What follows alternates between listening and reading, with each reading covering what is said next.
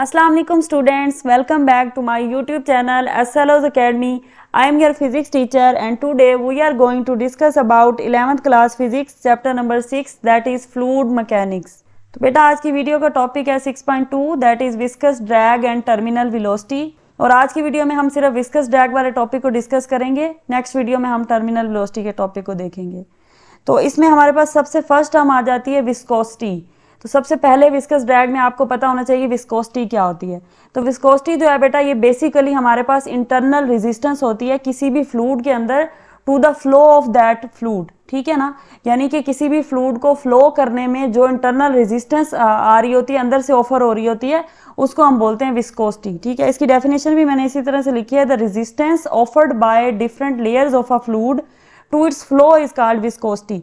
वो रेजिस्टेंस जो ऑफर कहाँ से हो रही है, डिफरेंट लेयर्स ऑफ फ्लूइड से, ठीक है। यानी फ्लूइड के अंदर जो लेयर्स होती है ना, वहां से जो रेजिस्टेंस प्रोड्यूस हो रही है और क्या कर रही है वो रेजिस्टेंस उसको फ्लो करने से रोक रही है, इसको हम बोलते हैं विस्कोसिटी, ठीक है। तो बेसिकली होता यह है कि फ्लूइड के अंदर जो इंटरमोलिकुलर फोर्सेस होती है ना लेयर्स के दरमियान, यानी कि फ्लूइड की लेयर्स होती है ना, लेयर बाय लेयर फ्लूइड के अंदर उसका स्ट्रक्चर बना होता है। जैसे हमारे पास गैसेस हैं, उसमें हमें गैसेस की मॉलिक्यूल्स की लेयर होती हैं। फ्लूइड की बात करें जैसे लिक्विड है, वाटर है, हनी है, तो इसके अंदर भी फ्लूइड की लेयर्स होती हैं। तो इन लेयर्स के दरमियान एक इंटरनल रेजिस्टेंस होती है due to intermolecular forces. Intermolecular forces से मुराद ये है कि जो मॉलिक्यूल्स आपस में जुड़े हैं वो जिन फोर्सेज से जुड़े हैं, जिस तरह से भी वो आपस में एक दूसरे के साथ कंबाइन हुए हैं, बॉन्डिंग हुई है, तो वो जो सारी बॉन्डिंग है वो एक रेजिस्टेंस क्रिएट कर रही होती है फ्लूइड के अंदर कि वो फ्लो ना कर सके। तो ये जो है हमारे पास फ्लूइड आपको पता है दो किस्म के होते हैं, हमारे पास लिक्विड भी फ्लूइड होता है, गैसेस भी। ये मैंने आपको पहले ही बताया था कि ये मिसकंसेप्शन अपनी दूर रखें कि सिर्फ लिक्विड फ्लूइड नहीं होते, गैसेस भी फ्लूइड होती हैं, ठीक है। तो गैसेस के अंदर भी हमारे पास विस्कोसिटी होगी और लिक्विड के अंदर भी विस्कोसिटी होगी, लेकिन उनका जो बिहेवियर है विस्कोसिटी वो दोनों में डिफरेंट होती है, वो हम आगे देखेंगे।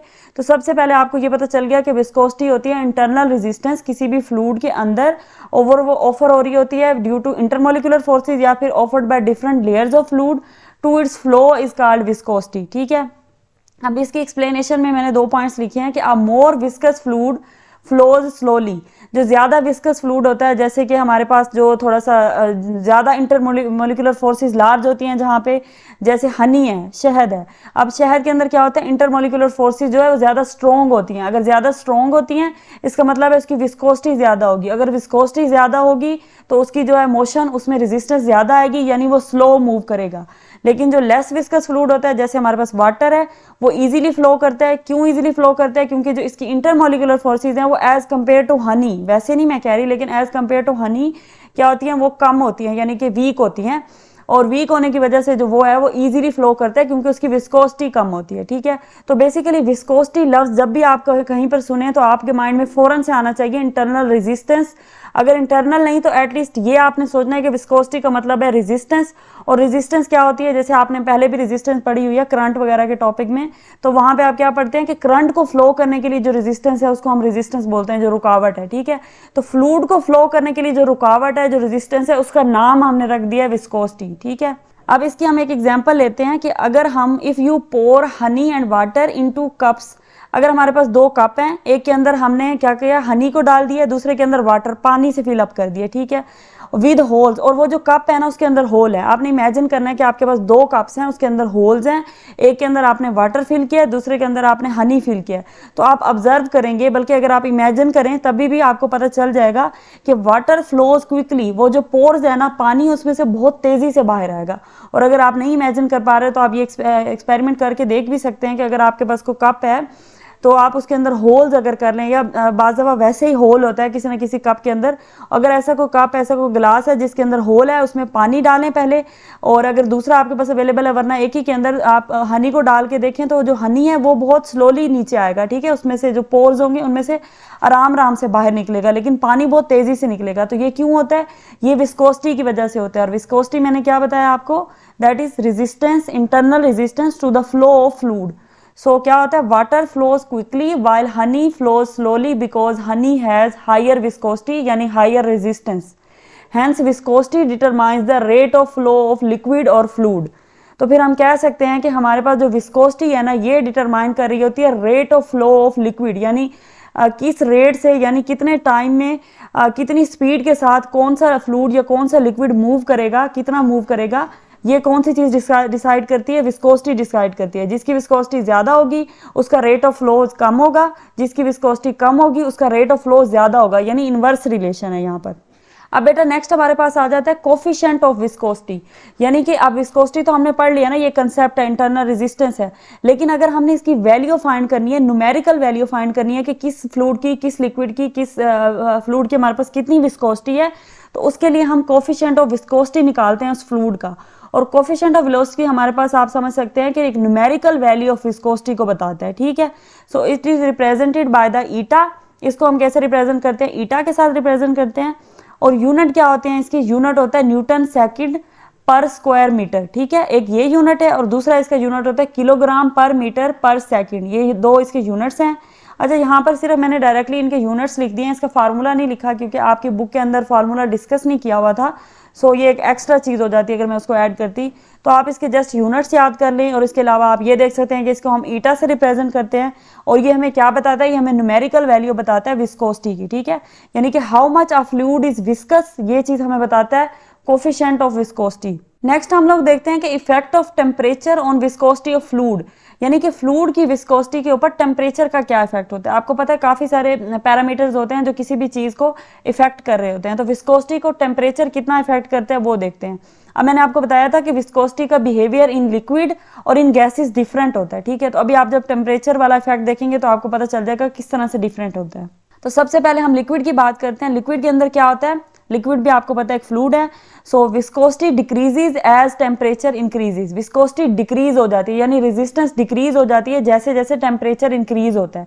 ऐसा क्यों होता है? ऐसा इसलिए होता है जब टेम्परेचर इंक्रीज होता है तो आपको पता है कि मॉलिक्यूल्स की जो काइनेटिक एनर्जी है वो इंक्रीज हो जाती है, और जब काइनेटिक एनर्जी इंक्रीज होती है दैट मीन्स कि हमारी वेलोसिटी भी इंक्रीज हो गई है मॉलिक्यूल्स की, यानी वो तेजी से मूव करें। और जब वो तेजी से मूव करना स्टार्ट करते हैं तो इसका मतलब है कि वो जो इनकी इंटरमॉलिक्यूलर फोर्सेज होती हैं जिन्होंने मॉलिक्यूल्स को आपस में जोड़ के रखा हुआ है, वो क्या होती है? उनका इफेक्ट कम हो जाता है, क्योंकि मॉलिक्यूल्स के पास एनर्जी आ जाती है, काइनेटिक एनर्जी आ जाती है, वो इधर उधर भागना शुरू करते हैं तो बॉन्डिंग तोड़ते हैं और इंटरमॉलिक्यूलर फोर्सेस वीक होती है। जैसे इंटरमॉलिक्यूलर फोर्सेस वीक होती हैं तो हमने पहले डिस्कस किया कि विस्कोसिटी जो है वो इंटरमॉलिक्यूलर फोर्सेस की ही वजह से होती है। तो जब वो वीक हो जाएंगी तो वो भी विस्कोसिटी भी साथ ही डायरेक्ट उनका रिलेशन है विस्कोसिटी का इंटरमॉलिक्यूलर फोर्सेस के साथ, तो विस्कोसिटी भी डिक्रीज हो जाएगी, यानी रेजिस्टेंस डिक्रीज हो जाएगी। तो इसलिए हमने लिक्विड के अंदर पढ़ा कि viscosity decreases as temperature increases, ठीक है। नेक्स्ट हमारे पास गैसेस आ जाती हैं। तो गैसेस के अंदर थोड़ा सा बिहेवियर डिफरेंट है, थोड़ा सा नहीं बल्कि अपोजिट है। और वहां पे क्या बिहेवियर है कि viscosity increases as temperature increases, viscosity increase कर जाती है जैसे टेम्परेचर इंक्रीज होता है। ऐसा क्यों होता है? ऐसा इसलिए होता है कि जब हम टेम्परेचर को इंक्रीज करते हैं तो गैस के जो मॉलिक्यूल्स हैं ना, वो आपको पता है कि लिक्विड की तरह करीब करीब नहीं होते, उनमें गैप ज्यादा होता है गैस के मॉलिक्यूल्स में। तो जब हम टेम्परेचर इंक्रीज करते हैं, यानी हम उसको काइनेटिक एनर्जी दे रहे हैं और उसकी वेलोसिटी इंक्रीज कर रहे हैं, तो क्या होता है कि मॉलिक्यूल्स ना इधर उधर मूव करना स्टार्ट करते हैं। अब क्योंकि वो एक दूसरे से दूर दूर थे तो पहले तो उनके अंदर इतनी इंटरनल रेजिस्टेंस नहीं थी, वो इतने करीब नहीं थे कि वो मतलब एक दूसरे के अंदर उनकी इतनी इंटरमॉलिक्यूलर फोर्सेस नहीं थी, क्योंकि करीब नहीं थे ना, बॉन्डिंग स्ट्रॉन्ग नहीं थी, इंटरमॉलिक्यूलर फोर्सेस स्ट्रॉन्ग नहीं थी, तो फिर विस्कोसिटी भी कम थी। लेकिन जब हम उनको एनर्जी दे देते हैं, उनकी वेलोसिटी बढ़ती है, तो वो आपस में रैंडमली कोलाइड करना स्टार्ट करते हैं। जब उनमें कोलिजन होती है, एक दूसरे से टकराते हैं, तो फिर क्या होता है कि टकराने की वजह से वो एक दूसरे के करीब आते हैं, टकराते हैं, तब रेजिस्टेंस बढ़ जाती है, मॉलिक्यूल्स एक दूसरे के क्लोज हो जाते हैं, जिसकी वजह से जो हमारा ओवरऑल फ्लूइड है ना, उसकी विस्कोसिटी इंक्रीज हो जाती है टेम्परेचर इंक्रीज होने से। अब हम देखते हैं कि हमारे पास ड्रैग फोर्स या फिर विस्कस ड्रैग, जो हमारा मेन टॉपिक है, वो क्या है, ठीक है। विस्कोसिटी को हमने समझ लिया, उसका इफेक्ट टेम्परेचर का देख लिया कि लिक्विड के अंदर क्या होता है, गैसेस के अंदर क्या होता है, ठीक है। तो अब हम देखते हैं कि हमारे पास विस्कस ड्रैग या ड्रैग फोर्स क्या होता है। तो सबसे पहले उसकी डेफिनेशन है द रिटार्डिंग फोर्स या रेजिस्टेंस, आप सिंपली कह सकते हैं the resistance experienced bye an object moving through a fluid is called drag force और विस्कस ड्रैग, यानी कि वो रेजिस्टेंस जो कोई ऑब्जेक्ट एक्सपीरियंस कर रहा होता है जब वो फ्लूइड के अंदर से गुजरता है, ठीक है। विस्कोसिटी क्या है? विस्कोसिटी है फ्लूइड की इंटरनल रेजिस्टेंस जो उसे खुद को रोकती है मूव करने से या फ्लो करने से, ठीक है। लेकिन जो हमारे पास ड्रैग फोर्स है वो वाली रेजिस्टेंस है जो वो फ्लूइड ऑफर कर रहा होता है किसी भी बाहर से एक्सटर्नल ऑब्जेक्ट को जब वो उसके अंदर से मूव करना चाहे, ठीक है। जैसे लेट्स सपोज हमारे पास वाटर है, अगर आप एक वाटर का टब आपके पास है या फिर एक बाल्टी है जिसके अंदर पानी भरा हुआ है और आप अपने हाथ को उसमें से मूव करना चाहते हैं, ठीक है, हाथ हिलाते हैं पानी के अंदर, तो आप जब आप पानी के अंदर हाथ हिलाते हैं ना, तो आपको ना एक फोर्स फील होती है, एक रेजिस्टेंस फील होती है कि आपको मुश्किल हो रही है पानी में हाथ हिलाने से, एज कम्पेयर टू कि अगर आप वही हाथ ऐसे ही हवा में स्पेस में हिलाते हैं, जैसे आप हवा में नॉर्मली हाथ हिलाते हैं, तो वहाँ पर आपको रेजिस्टेंस कम लगती है। तो ये जो हम आपको एक फोर्स फील हो रही है पानी के अंदर भी और हवा के अंदर भी फील हो रही है, जिसको हवा वाली को वैसे कभी हमने ऑब्जर्व नहीं किया, क्योंकि हम नॉर्मली इस चीज़ को इतना फील नहीं करते और उसकी वैल्यू इतनी कम होती है कि वो निग्लेजिबल होती है। लेकिन जब पानी के अंदर हम उसको हैंड शेक करते हैं तो क्या होता है, हमारे पास हमें एक ड्रैग फोर्स फील होती है। इसी तरह अगर आप उसके बरक्स अगर हनी के अंदर हाथ डालेंगे कभी, या उंगली अगर आप डाल के उसको हिलाते हैं उसके अंदर, तो क्या होगा कि आपको एक उस फोर्स की वैल्यू और बढ़ जाएगी, आपको और ज़्यादा रेजिस्टेंस फील होगी, आपको लगेगा कि आपको उंगली हिलाना अंदर मुश्किल हो रहा है। ठीक है, तो ये जो रेजिस्टेंस फ्लूइड ऑफर कर रहा है ना, ये जो मतलब किसी भी एक्सटर्नल ऑब्जेक्ट को मूव करते हुए वो जो रेजिस्टेंस ऑफर करता है ना, ये हमारे पास होती है ड्रैग फोर्स। ठीक है, अब ये ड्रैग फोर्स आप तब भी फील करते हैं जब आप किसी गाड़ी के अंदर मूव कर रहे हैं और वो फास्टली तेजी से चल रही हो, लाइक उसकी स्पीड बहुत ज़्यादा हो, और आप अपने हाथ को उसमें से बाहर निकालें और हवा के अंदर मूव करें, तो आपको ऐसा लगेगा कि हवा जोर से आगे से आ रही है और आपके हाथ से टकरा रही है। ठीक है, नॉर्मली आप नहीं ये फील करते जब आप खुद चल रहे हो, आप स्लो स्पीड के साथ चल रहे हो, लेकिन अब जब गाड़ी तेजी से चल रही है, तेज स्पीड के साथ चल रही है, तो आपको एक ड्रैग फोर्स फील होती है। ठीक है, तो ये बेसिकली वो रिएक्शन फोर्स है कि जब हम एक फ्लूइड के अंदर से गुजर रहे हैं, जैसे गाड़ी आगे की तरफ जा रही है, तो उसके रिएक्शन में हवा क्या करती है, उसको अपोजिट डायरेक्शन में फोर्स अप्लाई करती है, यानी उसको रोकने की कोशिश करती है, रेजिस्टेंस देती है। तो ये जो एक्सटर्नल ऑब्जेक्ट को, किसी बाहर से आए हुए ऑब्जेक्ट को जो फ्लूइड एक्सटर्नल रेजिस्टेंस ऑफर कर रहा है, इस रेजिस्टेंस को हम कहते हैं ड्रैग फोर्स। और उसके अपने अंदर जो रेजिस्टेंस है जो उसको खुद को मूव करने से रोकती है, उसको हम बोलते हैं विस्कोसिटी। तो ये दो अलग अलग चीजें, इनको आपने याद रखना है। विस्कोसिटी वो रेजिस्टेंस है जो फ्लूइड को खुद को मूव करने से रोकती है, और ड्रैग फोर्स वो रेजिस्टेंस है जो किसी बाहर वाले ऑब्जेक्ट को उस फ्लूइड के अंदर मूव करने से रोकती है। ठीक है, तो मैं डेफिनेशन रिपीट कर देती हूँ। द रिटार्डिंग फोर्स और resistance experienced bye an object, कोई ऑब्जेक्ट जो है वो एक्सपीरियंस करता है मूविंग थ्रू अ फ्लूइड, जब वो उस फ्लूइड में से मूव कर रहा हो। जैसे मैंने आपको कहा कि हाथ अगर हम टब के अंदर, पानी के टब के अंदर डालें, तो वो जो फोर्स हम फील करते हैं वो वाली फोर्स है drag force. That is called drag force और विस्कस ड्रैग। इसकी एक और डेफिनेशन भी आप देख सकते हैं, आप ये लिखना चाहें तो ये लिख लें, अगर ये लिखना चाहें तो ये भी लिख सकते हैं। A force acts on a solid object, वो फोर्स जो सॉलिड ऑब्जेक्ट के ऊपर लग रही है when it is moving in a fluid, जब वो फ्लूइड में से मूव कर रहा है। अ फ्लूइड आइदर अ गैस और अ लिक्विड, कुछ भी हो सकता है फ्लूइड। ठीक है, चाहे वो गैस हो चाहे वो लिक्विड हो। अब इसकी एग्जांपल जो मैंने आपको बहुत सारी एग्जांपल पहले ही दे दी हैं, तो यहाँ पे जो मैंने पुट की हैं वो है कि you feel drag when moving your hand in water. जैसे मैंने आपको बताया, a car moving fast in air also experience a drag force, वो कार खुद भी ड्रैग फोर्स एक्सपीरियंस कर रही है, और अगर आप उसके अंदर बैठे हैं और अपना हाथ बाहर निकालते हैं तो आप भी फील करेंगे कि ड्रैग फोर्स है। ठीक है, तो ये आपके पास इसकी एग्जांपल्स हैं। ये हमारे पास दो डेफिनेशन है, इनमें से कोई एक आप जो भी आपको आसान लगे अपनी आसानी के हिसाब से पिक कर लें, और दो एग्जाम्पल या इसके अलावा भी अगर आपके माइंड में कोई एग्जाम्पल है तो आप वो पुट कर सकते हैं। इसके बाद हमारे पास आ जाती है टाइप्स, यानी विस्कस ड्रैग की टाइप्स क्या हैं। तो बेटा टाइप्स जो है ना वो फ्लूइड की टाइप्स के ऊपर ही बेस कर रही हैं। जैसे हमारे पास फ्लूइड दो तरह के होते हैं ना, लिक्विड और गैसेस। तो लिक्विड के अंदर जो हमारे पास ड्रैग फोर्स होगी, एक हमारे पास वो टाइप बन जाती है, और एक हमारे पास आ जाती है जो हमारी गैसेस के अंदर होगी। तो इनके नाम से आपको पता चल जाएगा। जैसे पहली टाइप है एरोडायनामिक ड्रैग। एरो आपको पता है एयर से निकला है, यानी गैसेस की तरफ इशारा दे रहा है। तो एरोडायनामिक ड्रैग कौन सी ड्रैग होगी, when the fluid is a gas, जब हमारे पास फ्लूइड गैस हो तब हम इस ड्रैग फोर्स को, जो कोई भी ऑब्जेक्ट एक्सपीरियंस कर रहा होगा, हम उसे बोलेंगे एरोडायनामिक ड्रैग। और एयर रेजिस्टेंस नॉर्मली हम यूज करते हैं और ये हम बोलते भी हैं। और दूसरी हमारे पास टाइप आ जाती है हाइड्रोडायनामिक ड्रैग। हाइड्रो आपको पता है, हाइड्रो वाटर की तरफ है, हाइड्रोजन बॉन्डिंग होती है वाटर के अंदर, और हाइड्रोजन H2O से मिलकर बना है। तो हाइड्रो से आप वाटर, और वाटर की यानी कि आपके पास जब फ्लूइड लिक्विड होगा तब जो ड्रैग फोर्स होगी उसको हम बोलेंगे हाइड्रोडायनामिक ड्रैग। तो when the fluid is liquid like water, then it is called as hydrodynamic drag. तो नेक्स्ट बेटा हमारे पास आ जाता है फैक्टर्स इफेक्टिंग ड्रैग फोर्स, यानी ऐसे कौन से फैक्टर हैं जो ड्रैग फोर्स को इफेक्ट कर रहे हैं। जैसे विस्कोसिटी के अंदर मैंने आपको बताया कि विस्कोसिटी किस चीज़ पे डिपेंड कर रही है, इंटरमोलिकुलर फोर्सेस के ऊपर। अगर इंटरमोलिकुलर फोर्सेस ज़्यादा हो जाती हैं तो विस्कोसिटी भी ज़्यादा हो जाएगी, मतलब ज़्यादा होने से मुराद है स्ट्रॉन्ग हो जाती हैं। और अगर वो वीक हो जाती हैं तो विस्कोसिटी भी वीक हो जाएगी, या विस्कोसिटी की वैल्यू भी कम हो जाएगी। ठीक है, तो अब ये इसी तरह से ड्रैग फोर्स को भी कुछ फैक्टर्स हैं जो इफेक्ट कर रहे हैं। अब कौन कौन से फैक्टर हैं वो हम देख लेते हैं। The drag force depends on, number one is size and shape of the object। तो सबसे पहले size and shape of the object, object कौन सा, वो एक्सटर्नल ऑब्जेक्ट जिसने फ्लो करना है या जिसने मूव करना है फ्लूइड के अंदर से, जैसे हमारा हैंड है या फिर गाड़ी है या फिर कोई भी और चीज जिसको आप मीडियम के अंदर से यानी कि फ्लूइड के अंदर से मूव करवाना चाह रहे हैं, तो उसका साइज एंड शेप भी एक ऐसा फैक्टर है जो इफेक्ट कर सकता है ड्रैग फोर्स को। दूसरा हमारे पास पॉइंट आ जाता है orientation and direction of the object. अब किस ओरिएंटेशन में, ओरिएंटेशन से मुराद डायरेक्शन है, यानी किस डायरेक्शन के अंदर वो ऑब्जेक्ट मूव कर रहा है, यानी किस डायरेक्शन के अंदर वो उस मीडियम से मूव करना जा रहा है या उस मीडियम के अंदर पड़ा हुआ है, ठीक है। Third one is viscosity of the fluid, और उस फ्लूइड की विस्कोसिटी कितनी है, जो मैंने आपको बताया था ना उसकी इंटरनल रेजिस्टेंस, वो क्या है, ठीक है।